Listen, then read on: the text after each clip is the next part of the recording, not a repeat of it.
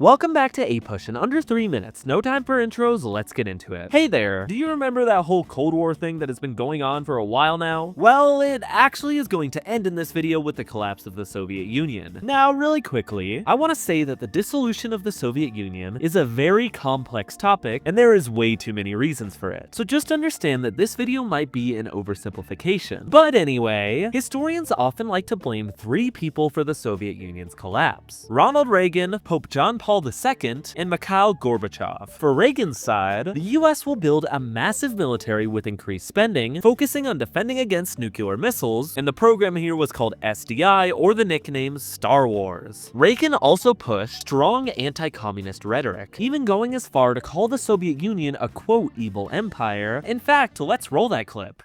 To ignore the facts of history and the aggressive impulses of an evil empire. Oof. Apply ice to the burned area, my goodness. And finally, the last thing here is that Reagan eventually worked with the Soviet Union in a series of meetings to reduce tensions. But moving on, for Pope John Paul II, he helped push anti-communist beliefs in Poland and ignited a massive solidarity movement, which was a big blow to the Soviet Union. But the final person here, and probably the most important, is Mikhail Gorbachev, who was the leader of the Soviet Union starting in 1985. Basically, Gorbachev is not like his predecessors. He was instead a lot less strict. And by this point, the USSR is struggling to keep up financially with the US. In response, Gorbachev releases government reforms that attempt to fix society, but instead totally weaken the Soviet government. And finally, countries controlled under the Soviet Union begin to break away until 1989, where the Berlin Wall officially falls, and a few years later, the Soviet Union collapses, ending the Cold War. So now I want you to think about something. Since there is no more USSR rival, the US is gonna be the most powerful nation in the world. And after this, it's also important to note, the US is still going to intervene around the world for various reasons like peacekeeping and regional conflicts. And now I am sure you can imagine, lots of different debates about the US's role in the world will start up. That's all for this one though. On the screen now are AP style questions for this topic. Pause now.